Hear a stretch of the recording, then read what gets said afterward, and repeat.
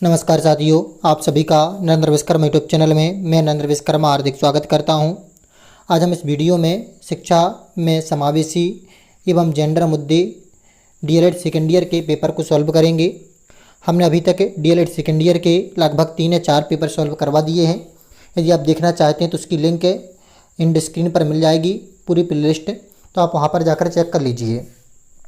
तो आज का जो हमारा पेपर है शिक्षा में समावेशी जेंडर एवं मुद्दे, जैसे कि आप सभी को पता है DElEd first year and second year के जो एग्ज़ाम हैं वह ओपन बुक एग्ज़ाम पद्धति के माध्यम से एमपी बोर्ड संचालित कर रहा है। तो यदि आप डीएलएड सेकेंड ईयर में अध्ययनरत हैं तब आप मेरे इस चैनल को सब्सक्राइब कर लीजिए, और आपको जिससे मैं सभी वीडियो प्रोवाइड करने का प्रयास करूँगा।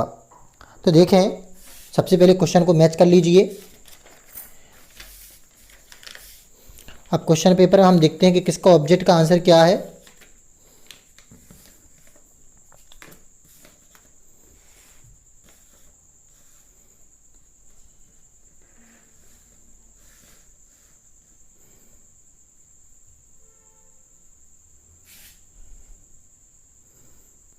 तो देखें, पहला क्वेश्चन है वंचित बालकों की समस्या है। तो असुरक्षा की भावना, आत्मप्रेम से पीड़ित, निम्न आकांक्षा स्तर, तो इसका उपरोक्त सभी इसका करेक्ट आंसर है। दूसरा क्वेश्चन है अधिगम अक्षमता वाले बालकों की विशेषता है। तो अतिक्रियाशीलता और अवधान समस्या, ये दोनों इसकी विशेषता हैं। पठन अयोग्यता का कारण है। तो पठन अयोग्यता के कारण भिन्न भिन्न प्रकार की मिलती किताबों में कुछ किताबें श्रवण दोष और ध्यान का अभाव देती हैं। तो मैं अपने अनुसार इसमें से दोनों तो है नहीं है ऑप्शन, तो श्रवण दोष है इसका पठन अयोग्यता का कारण है। पुरुषत्व का सकारात्मक पक्ष है। तो नारी समानता का भाव, अधिकारों की दुरुपयोग, परिवार के प्रति समर्पण, उपरोक्त सभी इसका करेक्ट आंसर है। इसका दा नंबर का उपरोक्त सभी। समूह भावना का विकास है, तीव्र गति से होता है, घर में, मंदिर में, विद्यालय में, इसका करेक्ट आंसर है उपरोक्त सभी। अगला क्वेश्चन है बालक बौद्धिक रूप से भिन्न बालक हैं। तो इसका करेक्ट आंसर है प्रतिभाशाली बालक बौद्धिक रूप से भिन्न बालक हैं। अगला प्रश्न है पाठ्यक्रम समावेशी पाठ्यक्रम है। तो सन 1825 पाठ्यक्रम समावेशी पाठ्यक्रम है। अगला प्रश्न है ब्रेल लिपि का आविष्कार कब हुआ था। तो ब्रेल लिपि का आविष्कार सन 1821 में हुआ था। नारीवाद नारी शक्तिकरण सशक्तिकरण से संबंधित आंदोलन है। शिक्षा की भूमिका विद्यालय में सुविधादाता की होनी चाहिए। ये आपके करेक्ट आंसर थे। अब हम देखते हैं इसके एक शब्द व एक वाक्य में उत्तर। तो पहला क्वेश्चन था वंचित शब्द का अर्थ है। तो ये आपके सामने बुक रखी है, आप वंचित का अर्थ लिख सकते हैं। अगला प्रश्न है आपका समावेशी शिक्षा क्या है। तो समावेशी शिक्षा की पूरी किताब दी है। तो समावेशी शिक्षा की का अर्थ आप यहाँ से लिख सकते हो, परिभाषा भी लिख सकते हैं। ये प्रोफेसर एस के दुबे के शब्दों में और डॉक्टर ए बी बरोलिया के शब्दों में। तो आपको जितना लिखना है लिख लीजिए। अगला क्वेश्चन है लेखन संबंधी अयोग्यता किसे कहते हैं। तो ये आपकी लेखन संबंधी अयोग्यता है, आप इसे एक एक करके नोट कर लीजिए।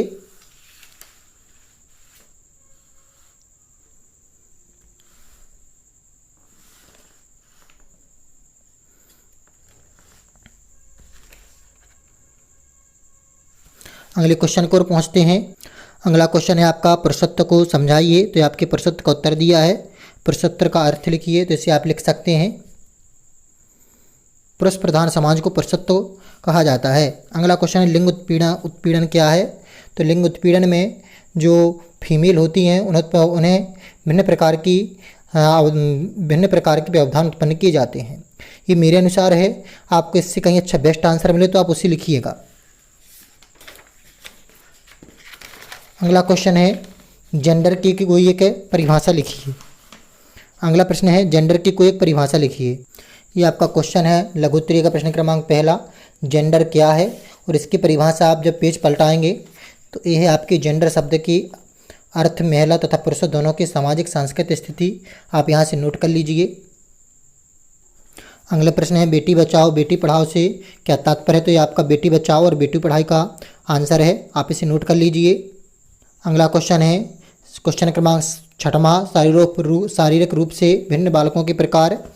तो क्वेश्चन क्रमांक जो आपका दूसरा है ये शारीरिक रूप से भिन्न बालकों के प्रकार हैं, तो आप इसे देख सकते हैं। क्वेश्चन क्रमांक 7वां है शारीरिक विकलांगता की परिभाषा, तो इसे हम सबसे अंत में बताएंगे।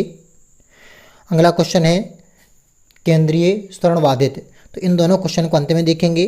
9वां क्वेश्चन है नारत्व से आप क्या समझते हैं, तो ये आपका स्त्रोत्र का अर्थ समझाइए। नारत्व स्त्रोत्र दोनों एक ही हैं, तो आप इसे नोट कर लीजिए। अगला प्रश्न है पुरुष प्रधान समाज को समझाइए। क्वेश्चन था आपका पुरुष प्रधान समाज है, तो ये आपका पुरुष प्रधान समाज का वर्णन है, आप इसे नोट कर लीजिए।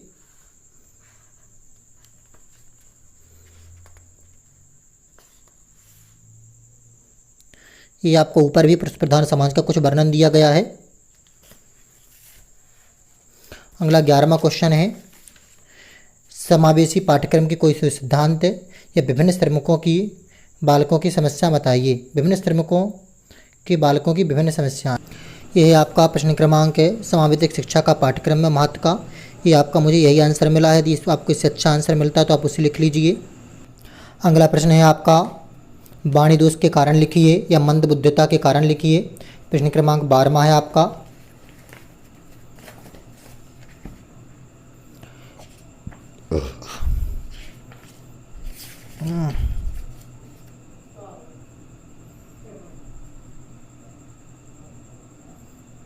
तो ये आपका मानसिक मंदता के कारण या मंद बुद्धि के कारण दिए गए हैं, आप इसे एक करके नोट कर लीजिए।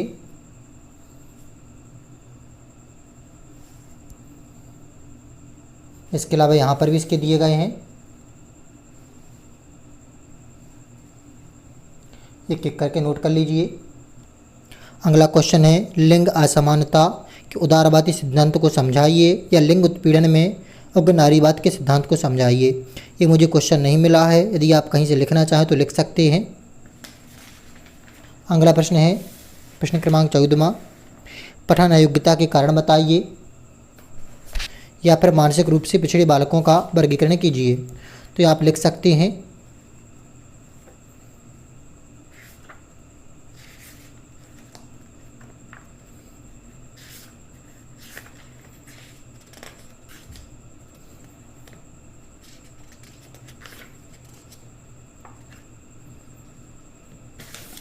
ये आपके दिए गए हैं पठन अयोग्यता के कारण, आप इसे नोट कर लीजिए।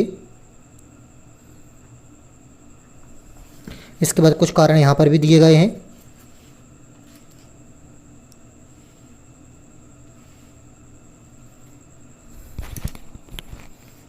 अब अगले क्वेश्चन की ओर बढ़ते हैं। क्वेश्चन क्रमांक है आपका 15वां धीमी गति से सीखने वाले बालकों की विशेषताएं या मंदबुद्धि बालकों की पहचान की विधियाँ। तो इस क्वेश्चन की ओर बढ़ते हैं। तो यह आपका दिया गया धीमी गति से सीखने वाले बालकों की विशेषता तथा पहचान। तो विशेषताएं आप पहचान इसमें दोनों एक साथ दी गई हैं, आप इसे नोट कर लीजिए।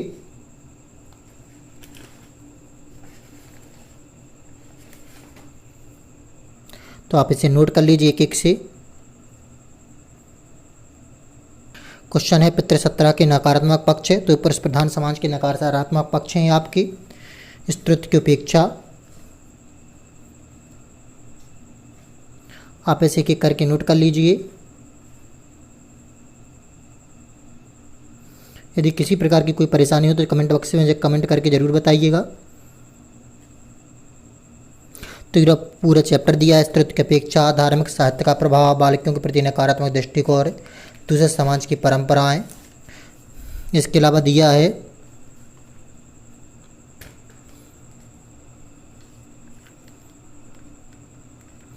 नारी सम्मान का अभाव, व्यवहारिक रूप से समान अधिकार का भाव। ये आप एक एक करके नोट कर लीजिए।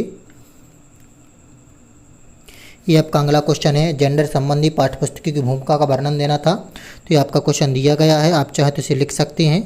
यदि आपको इससे अच्छा भी बेस्ट उत्तर मिले तो वो लिख लीजिए। इसके अलावा भी दिया गया है यहाँ पर,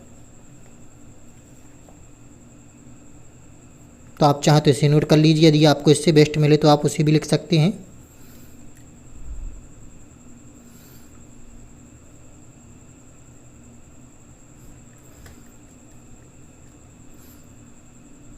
अब अगले क्वेश्चन की ओर बढ़ते हैं। 18वां क्वेश्चन है बालिका शिक्षा की प्रमुख विशेषताओं या समस्याओं का वर्णन कीजिए। तो ये आपका ये आपको क्वेश्चन दिया गया बालिका शिक्षा की क्षेत्र में आने वाली व्यवहारिक कठिनाइयाँ, इन्हें आप नोट कर लीजिए कि करके।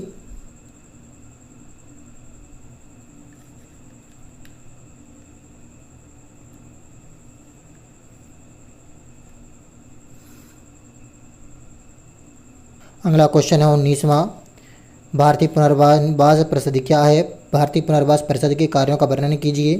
तो इसका आप देख लीजिए, इसका वर्णन हम अभी आपको दे रहे हैं। ये आपका है भारतीय पुनर्वास परिषद क्या है? परिषद के प्रमुख कार्यों की व्याख्या। इसका कुछ यहाँ पर भी दिया गया है। अगला और लास्ट में क्वेश्चन पहुँचते हैं, पुरुषत्व के सकारात्मक पक्षों का वर्णन कीजिए। ये पुरुष प्रधान समाज का वर्णन दिया है, तो इससे आप निकाल लीजिए सकारात्मक पक्ष भी जो भी हों। और ये कुछ वर्णन आपका ऊपर भी दिया गया है इसका, पहले आप नीचे लिख लीजिए।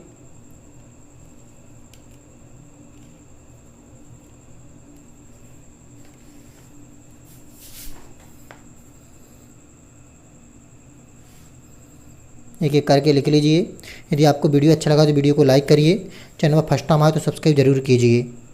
तो देखें, कुछ हम आंसर आपके छोड़ चुके थे, उन आंसर को देखते हैं।